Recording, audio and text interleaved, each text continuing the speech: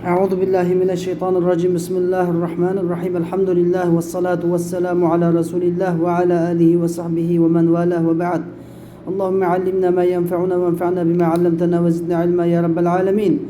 Bugün kelgan dersimiz bo'lsa Al-Allama Al-Akhdari rahimahulloh yozgan Sullamul Munawraq degan bu manzumaning sharhi Allama Ad-Damanhuri rahimahulloh yozgan İdahul Mubham li Ma'ani Sullam degan bu kitobning biz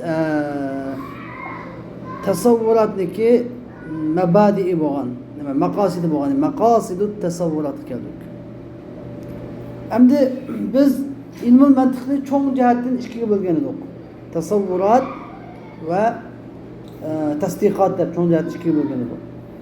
Endi tasavvurat ikkiga bo'lingan edi. Tasavvurat, mabadiut tasavvurat, maqosidut tasavvurat deb. Biz mabadiut tasavvuratda kulliyatul xamsni o'qidik. Kulliyatul xamsni o'qidik. Endi maqosidut tasavvuratda bugun muarifat, ta'rifni o'qiymiz. Ya'ni bizniki tasavvurdagi tasavvurning boshlanadi, kulliyatlar boshlanib, nada oxirlashadi, ta'rifda oxirlashadi. Chunki biz maqsadimiz, ya'ni tasavvurdagi asosiy maqsad nima? Ta'rif. Tasavvurdagi asosiy maqsad ya'ni shaylarni, mufrat shaylarni tunishtirish. Endi biz shaylarning mufratlarini tunib bo'lgandan keyin uni keyin tasdiq etamiz. Uni keyin tasdiq etamiz. Ama mabadiut tasdiqat qadaya ve ahkamuha. Qadaya ve ahkamuha bo'ladi. Uni keyin maqasid tasdiqat qiyas ve uni türleri. Endi buni qiyas ve ashkaluha. Bu nima? Maqasidut tasdiqat bo'ladi.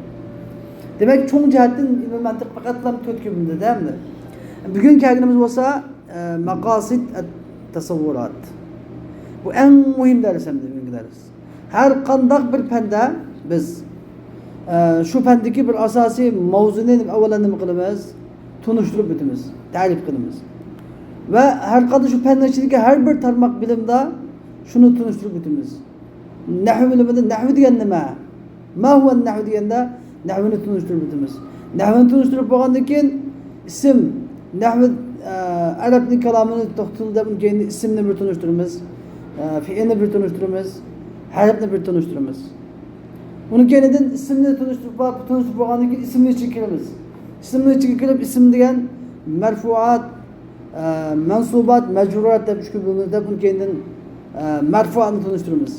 Marfuatni tunishtirib marfuatni ichiga kiramiz. Marfuatni tunishtirib ichiga kirib marfuat degan masalan fa'il, maf'ul bilan musamma fa'ili, mubtada xabar deb marfuatdan hamma sanab bo'lgandan keyin birini kiramiz. Fa'il. Fa'il degan nima? Fa'il degan nima deydi? Uni tunishtirish kerak chuqur.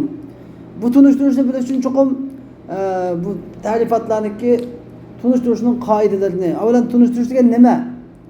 Turlarini va qoidalarini bilish kerak. Birinchi qilib turlarini, ikkinchi qilib qoidalarini bilish kerak. Masalan biz fa'il deganni qanday tunishtirganmiz sana? Masalan al-fa'ilu fa'il deb keltiramiz. Bu muarraf bo'ladi.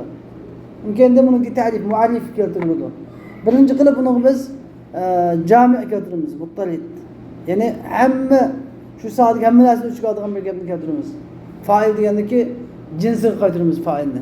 Fa'ilning jinsi nima edi? Ism edi, ha? Chunki biz ism, fe'il, harf deb uchning ichidan narichilik biz hozir ismni ko'rdik, ha? Fa'ilni asliga qaytarsak, shu boshdan kelsan topalasizlar. Fa'ilning asli nima ekan? Ism ekan. Ismun deb jinsni keltirasizlar. Bu jami' bo'ladi. Ya'ni hamma narsa ichiga kiradi. Uni keyin kim keltiradigan bo'ladi? Munakis, ya'ni mani' bo'ladi. Ya'ni bundan boshqa bir narsani kishigini qo'ymaydigan, bundan bu narsani chiqarib o'tadigan narsa bo'ladi. Kim keltirgan? Buni ismi fasl deb ataladi.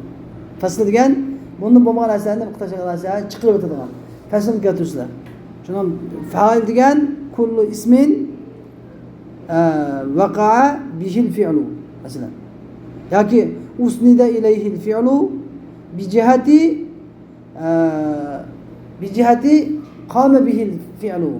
Da bunda tunishtirishlar masalan. Ya'ni fa'il degan nima desa, fa'il degan sharkat shu orqali yuz bergan narsa. Sharkat shu orqali yuz bergan narsa fa'il. Yoki bo'lmaydi, fi'il shu nimaga shu Fiil istat qilingan narsaning o'zi. Fiil istat qilingan narsa. Lekin bi jihat degan bi e'tibor va sharkat shuni bilan yuz bergan. Sharkat shu orqali man qama bil fi'lu degan jihatdan.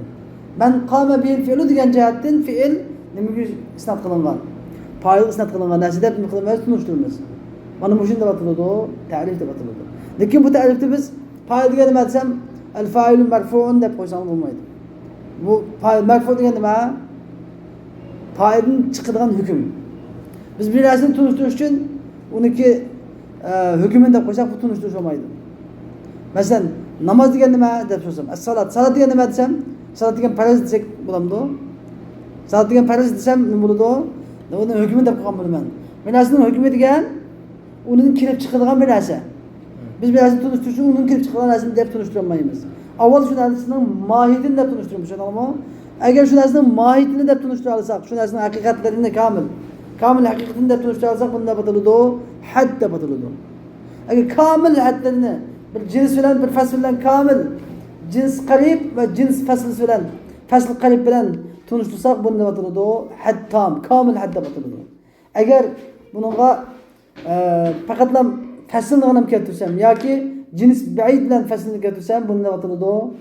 Bu had naqs deb ataladi. Tushundingmi? Endi men buni nima keltirmadim? Buni mohiyatlarini keltirmadim, haqiqatlarini keltirmadim. Faqatlam buniki nimalarni, hodisa, avarizatlarini, tashri yuz beradigan hodisalarni keltirib tunishtirgan bo'lsam, buning asarlarini keltirib tunishtirgan bo'lsam, buni ataladi rasm deb ataladi. Rasm. Agar bu shuni bu kulliyatul xamsni tushunmagan odam model tushunmaydi. Kulliyatul xamsga qatnashmagan odam buni tushunmaydi. Bu ham shu kulliyatul xams qaytib izlamaydi. Endi men agar menda bir narsa tunishtirish uchun biz dastlabki kulliyat xamsni chiqib bo'lgan edik. Jins, fasl, aradi xos, aradi am, nav' deb 5 kun bo'lgan edik, ha. Endi men bir narsani aradi xos bilan, jins bilan aradi xos bilan tunishtsam, bu rasm tam deb ataladi. Bir narsani jins va aradi am bilan tunishsam, aradi am bilan tunishsam, bu nima deb ataladi? Rasmun naqs deb ataladi. Xo'sh, endi bir narsa bu keyin biz yeni bir xil ta'rif bor bizda. Bu ta'rif lafzi deb ataladi. Ta'rif lafzi. Ta'rif lafzi degan bir narsaniki eng mashhur ismi bilan tunishtirish. Bir narsaning bunda ikki narsa bor. O'xshash ikki ismi bor narsa. Mushtarak deb qo'ysam bo'ladi masalan. Lekin mashhur ismi bilan. Masalan, nima deymiz? Masalan, asad degan so'zni asad degan bilan ma'lum yo'q. Masalan, layth deyman, layth. Layth deb kelsa, layth degan gapni ma huwa layth desa, asad. Asad desam shunday ataladi, ta'rif lafzi. Bu bir amaliyotda qaytgan bo'lsa, bir narsaning ikki ismining mashhur deb qo'ygan bo'ldim. Masalan, hinta deb kelsa, ma huwa hinta qamh deb so'ragandek masalan. Tushundingmi? Hatto masalan Misrda yoki bu yerda masalan ba'zi yerda nonni xubuz deydi. Ba'zi yerda temiz deydi Navoiyxonda. Ba'zi yerda xubuz deydi, ba'zi yerda temiz deydi. Masalan Madinada nonni boshqa ataydi. Shafati deydi. Madinada nonni shafati deydi. Miyada temiz deydi. Makkada temiz deydi. O'xshash non Navoiydan, tushundingmi? Endi siz Madinaga kelib, men temiz bilan deysizlar. Desanglar, Navoiy nima u temiz deb so'rasa nima deysizlar? Shafati deysizlar. Hada shafati nima bo'ladi? Ta'rif lafzi bo'ladi. Tushundingmi? Ha, endi Madinaga Makkaga kelganda nima deydi? Menga shafati bilan deydi. Navoiy so'raydi, nima u deb so'rasa, ya'ni temiz deb tushundisi nima bo'ladi? Mushu ta'riflar. Tushundingmi? Ta'rif bunday shaklda bo'linadi. Xo'sh, bundan boshlaylik. Faslun fil mu'arrifat, endi mu'allifatlar haqida. Demak, biz eng muhim darsimiz ekan. Bizning hamma fanga, hamma darsimizga kiradigan narsa bu. Bir kitob yozuvchi bo'lish uchun mushuni tunimizda kitob yozolmaydi. Darsni tushunolmaydi, tushundirolmaydi. Tushundingmi? Mu'arrifun ila thalathatin qusim haddun va rasmiyyun va lafziyyun ulim. فالحد بالجنس وفصل وقع والرسم بالجنس وخاصة معا وناقص الحد بفصل أو مع جنس بعيد لا قريب وقع وناقص الرسم بخاصة فقط أو مع جنس أبعد قد ارتبط وما بلفظي لديهم شهرا تبديل لفظ برديف أشهرا. خوش معرف عندي بس ده تعريف معرف القول الشارح ده شتان اسم با Üçüncüsü bir narsani ismi. Tushundingmi? Bir narsa qo'ygan uch ism. Ta'rif, muarrif, al-qavlu sharih. Biz maqasidu nima degan edik? Maqasidu tasavvurat al-qavlu sharih deb o'qigan insonlar bo'lsa beshida. Maqasidu tasavvurat al-qavlu sharih deb o'qigan. Al-qavlu sharih, ta'rif, muarrif degan hammasi bir ma'noda. Tushundingmi? Lekin bizda mashhur bo'lib ketgan ta'rif. Ta'rif degan gapni ko'p eshitib ketilganda. Muarrifun ila thalathatin qusim. Muarrif 3 qismga bo'linadi deydi. Haddun va rasmiyyun va lafziyyun ulim. Demak, cho'ng jihatdan ta'rifni biz 3 ga bo'lganmiz. Bir had, yana biri nima? Rasm, yana biri lafz. Endi bizga had, rasm, lafz deganni tushuntirdim aytmadi. فالحد بالجنس وفصل وقع والرسم بالجنس وخاصة معا. Endi bu had ikkiga bo'linadi. Had tam, had naqis. Lafz rasm ikkiga bo'linadi. Rasmun tam, rasmun naqis deb. Degan ta'rif lafzi u bir. Endi nima deydi bizda falhaddu degan nima deydi? Falhaddu tam demakchi, ha? Falhaddu tam demakchi. Chunki nadan naqisul hadd degandan biz ihtibak degan bir qoida bo'yicha naqisul hadd degan gapni nima bilib olamiz? Niyadagi had degandan-ki tam ekanligini bilib olamiz. Endi falhaddu tam. Haddu tam degan qoida esa bil jinsi va faslin waqa'a. Haddu tam degan jins qarib va fasl bilan bo'ladi. Biz oldingi darsda kulliyat xamsida tushunman deyman, kulliyat xamsini tushunmagan bo'lsanglar ba'zi ishimni tushunolmaysizlar. Kulliyat xamsini tushunish shart bunda. Jins qarib, jins vasat, jins ba'id deb 3 ga bo'linadi degandik, ha? Demak, tamam. Endi bir had tam bo'lish uchun komil ta'rif bo'lish uchun bo'lish kerak. Bu jins qarib va fasl bilan bo'lish kerak. Ya'ni tamam, fasl qarib ba'id deb ayrilmaydi. Fasl degan bir xil. Lekin jins qarib ba'id deb ayriladi. Unda bo'lsa mesela insonga nisbatan jins inson degan so'zga nisbatan jins qarib qosi bo'ladi. Nima bo'ladi? Hayvon bo'ladi, tamam. Uniki jins ba'idisi jism bo'ladi masalan. Endi biz buni jins qarib ekansak bo'ldi ekan, hatto qilish uchun. Unga fasl uchun insonga nisbatan fasl nima? Notiq. Unda o'g'andan keyin endi masalan biz qanday ta'rif qilamiz? Yani el-insanu hayvanun natiq. Natiq degan fasl. Tushundingmi? Natiq degan fasl. El-insanu hayvanun natiq. Yani insonni shu o'zining hayvoniyatligidan boshqa hayvonotlardan ayirib fasl qilib turgan narsa nima? Natiq, natiqiyya. Natiqiyya degan so'z insonning, ya'ni mufakkir, yani fikr qila oladigan, angliq, aqlliq, aqli bor bo'lishi, angliq inson bo'lishi, boshqa hayvonotlardan, boshqa jonlilardan insonni ayirib turadigan narsa fasl degan bu shu. Shundan keltirsak, shundan bo'lgan haddi tam bo'ladi ekan.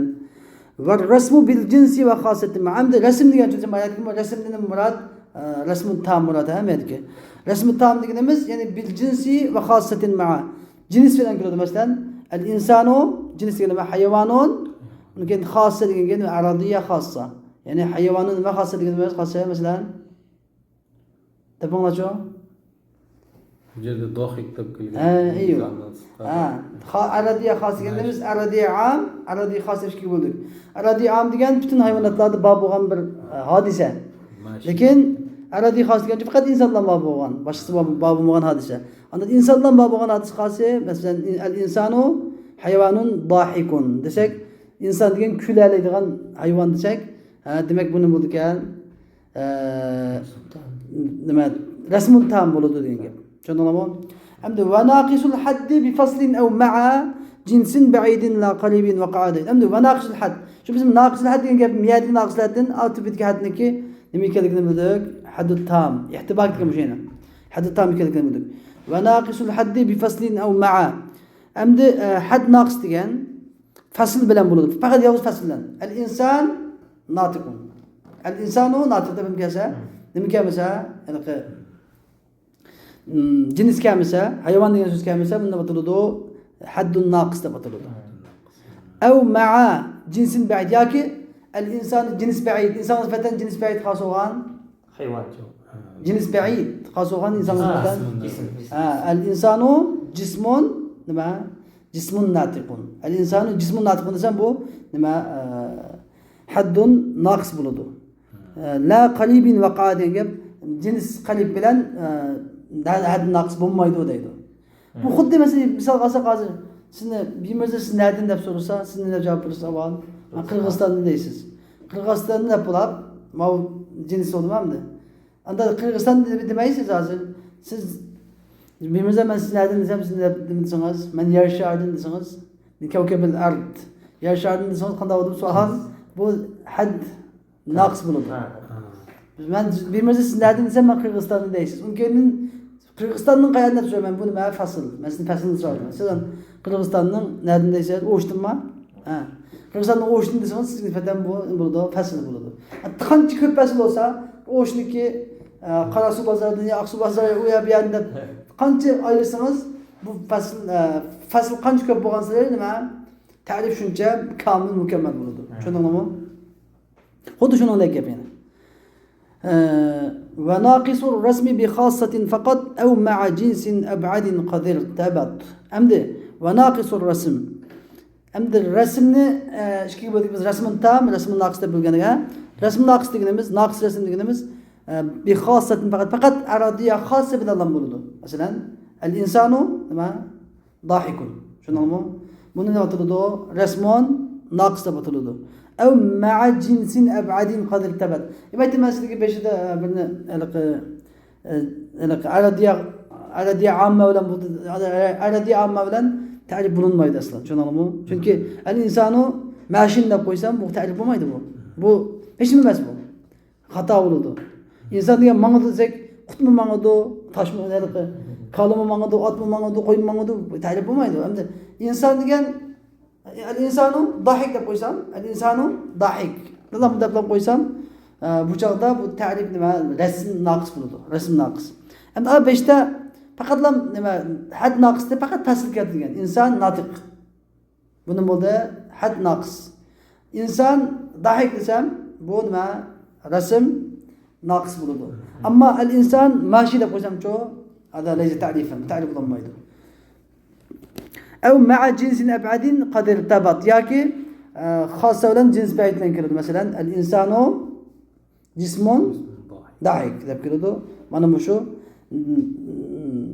رسم ناقص تبطلده وما بلفظي لديهم شهرة تبديل لفظ برديف أشهر أمده تعرف لفظي لبلانك حضور لديهم دي يعني علم المنطق شنو أصلا logik şunaslarının köz qarashidagi mashhur bo'lgan shu logik şunaslarning ko'z qarashida mashhur bo'lgan ta'rif lafzi deb atalgan narsa bo'lsa tabdilu lafzin bi radifin ashar degan bir lafzni uniki mashhurroq bo'lgan mutaradifisiga almashtirish mutaradif degan ma'nidosh ikkisi ma'nidosh so'z mushtaraklar mutaradif bo'lsa mushtarak degan ko'p ma'nilik so'z bir ma'nisi ko'p mutaradif degan söz ko'p ma'nisi bir ya'ni bizniki mutaradifisiga bir so'zni bu so'zni mashhurroq bo'lgan mutaradifisiga ya'ni ma'nidosh so'ziga almashtirish deb ataladi men sizga tushuntirib berdim buni ya'ni masalan layth desam ma huwa layth deb so'rasa asad degan o'xshaydi masalan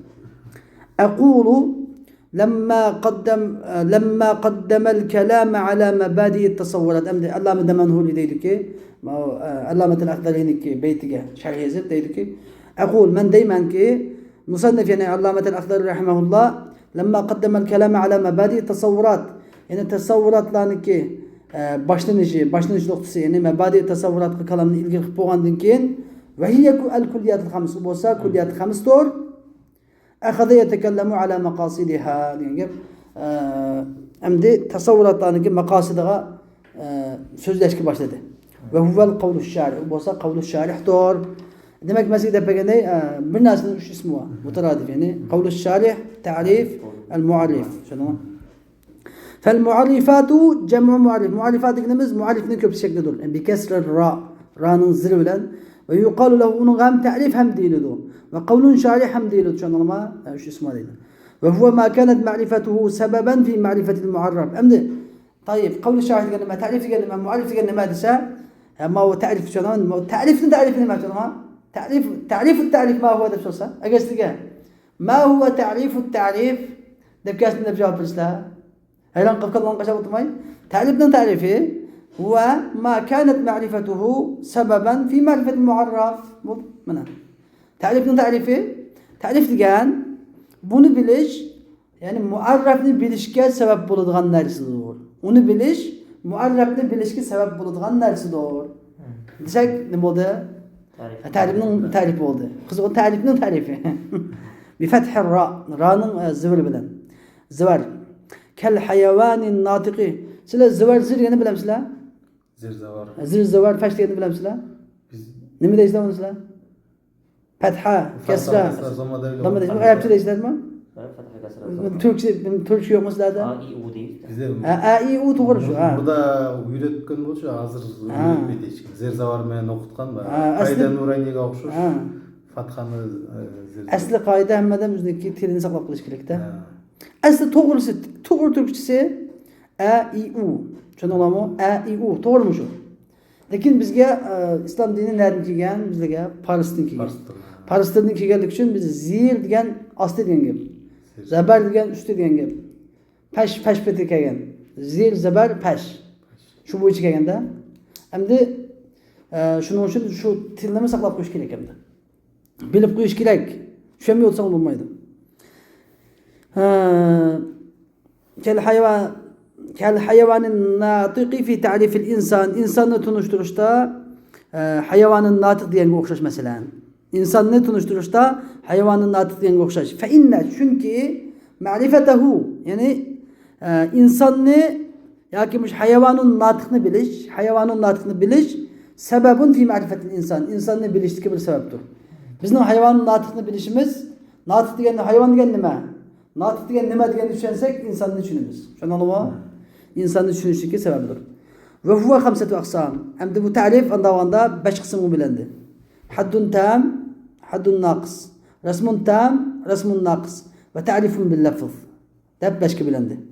Fal haddu tam degan huwa ta'rifu bil jinsi wal fasl qaribayni. Asli qaribayni degan gap bil taglib deb qo'ygan gap. Bo'lmasa ve ta'rifu bil jinsi al qaribi wal fasl degan bo'lsa bo'ladi. Tushunarlimi? Ma'nosi bas taglib ular ikkisini birga keltirayotgan gap. Ya'ni ta'rif deganimiz cins ve ta'rif ma'no etgan o'xshab ma'no etisizlar. Ta'rif deganimiz cins qarib ve fasl bilan qilingan ta'rifdir. Haddi tam deganimiz cins qarib ve fasl bilan qilingan ta'rifdir. Ke ta'rifil insani bil hayvanin natiq. İnsonni hayvanın natiq bilan tunishtirganga o'xshash. Vel haddun naqis degan huwa ta'rifu bil fasli wahdahu. Mesela haddun naqis deganimiz yalğuz fasl bilan tunishtirish. Mesela ke ta'rifi bin natiq faqat. İnsonni natiq bilan faqat natiq bilan tunishtirganga o'xshash. Ya au bihi ma'a jinsil ba'id, yakin fasl bilan ve yiroq jins bilan billah. Ke ta'rifihi bil jismin natiq. İnsonni jismin natiq tunishtirganga o'xshash.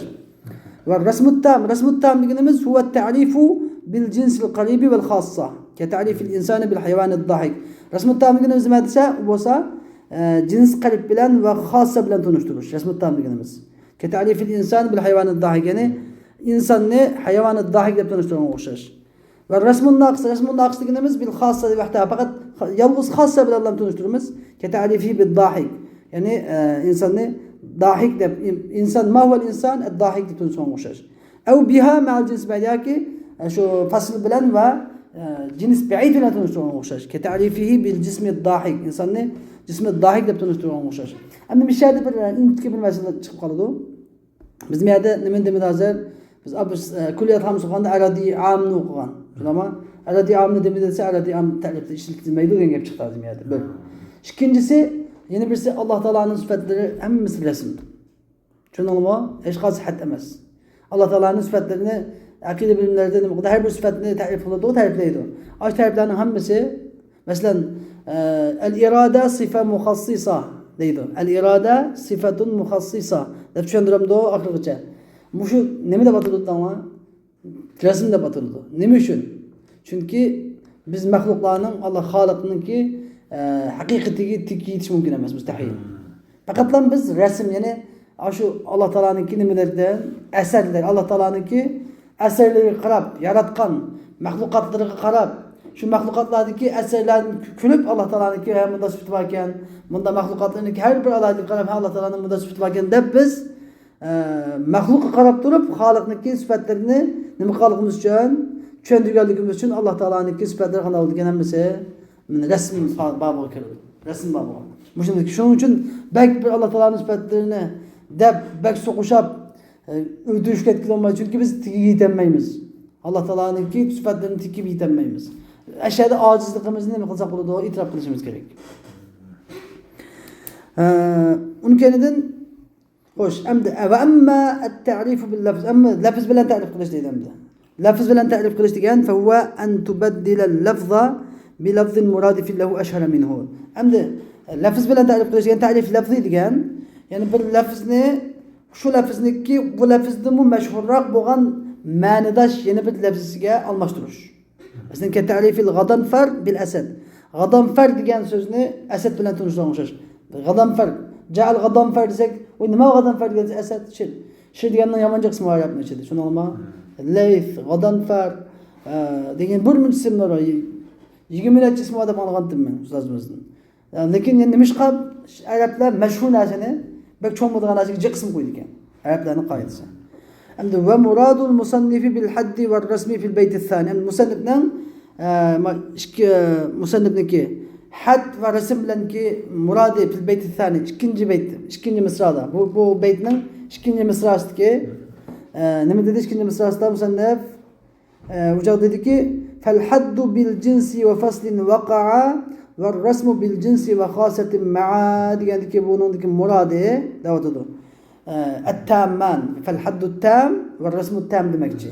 بدليل قوله بعد ذلك kimki وناقص الحد وناقص الرسم degan qavlining dalili bilan biz olimlar biz nima biladi degan naqis had degankin demak bu hadning nimasi ekan tam ekan buni ihtibok deb ataydi bishda suzab qo'ygan edim bu ilmul badi'niki bilan babida inshaalloh bir o'qisizlar va oxir davana alhamdulillahi robbil alamin.